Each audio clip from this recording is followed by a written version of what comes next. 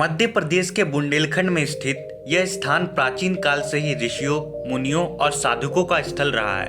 वर्तमान समय में भीमकुंड का यह स्थान धार्मिक पर्यटन और वैज्ञानिक शोध का भी एक केंद्र बना हुआ है। इस कुंड को देखने और इसमें नहाने के लिए बहुत से लोग दूर दूर से आते हैं। किस्सों कहानियों में बताया जाता है कि इस कुंड का संबंध महाभारत काल से भी है। भीमकुंड की खासियत यह है कि यहाँ का पानी बेहद साफ और निर्मल है, जहाँ लाखों की संख्या में मछलियाँ भी मौजूद हैं। जब कोई आस्थावान व्यक्ति इस कुंड में नहाने आता है तो तैरती हुई मछलियां ना तो अंदर जाती है और ना तो उसे किसी प्रकार का डर होता है।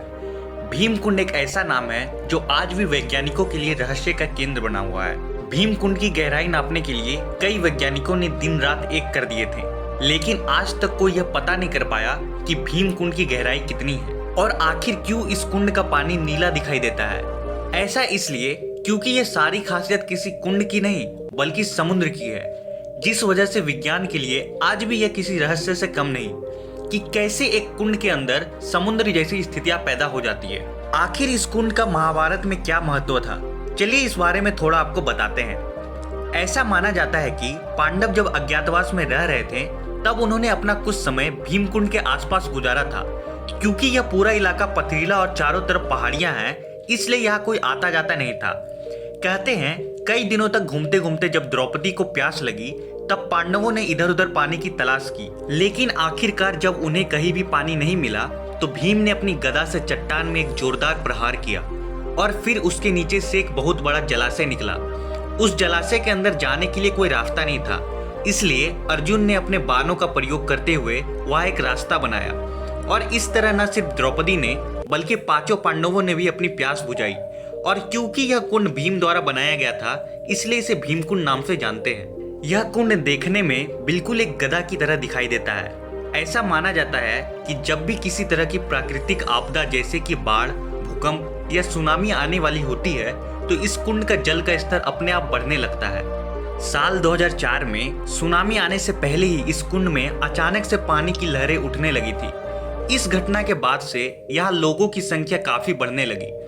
कुछ दिनों बाद दुनिया भर के वैज्ञानिक यहाँ पहुंच गए, जिसके बाद भीमकुंड पर शोध शुरू हुआ कि आखिर कैसे इस कुंड में समुद्र की तरह हलचल हो रही है।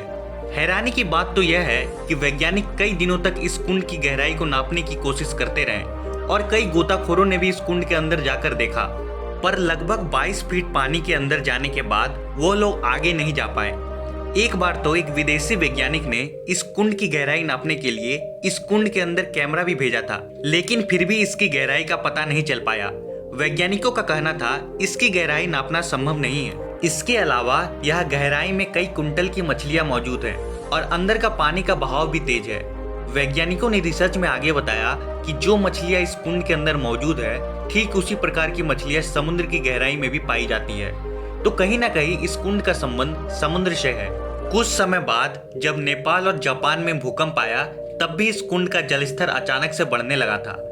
इस कुंड के पास एक गुफा भी है जिसमें शंकर जी का शिवलिंग विराजमान है। यहाँ पर आने वाले लोग इन्हीं की पूजा करते हैं। ऐसी भी मान्यता है इस कुंड में स्नान करने से सभी प्रकार के रोग दूर हो जाते हैं। यह कुंड एक अनंत स्रोत की तरह है जिसका पानी कितना भी उपयोग में ले लिया जाए लेकिन इसका स्तर सामान्य ही रहता है।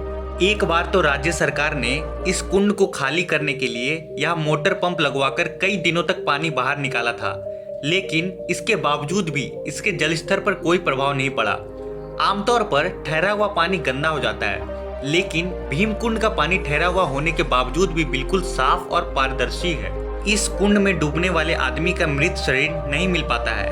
आमतौर पर जब भी कोई व्यक्ति पानी में डूब जाता है तो कुछ वक्त बाद उसका शरीर फूलकर पानी की सतह पर तैरने लगता है, लेकिन इस कुंड में आज तक जो भी डूबा है उसका शरीर कभी भी बाहर नहीं आया है और गोताखोरों के अंदर जाने पर भी किसी को शव नहीं मिला है।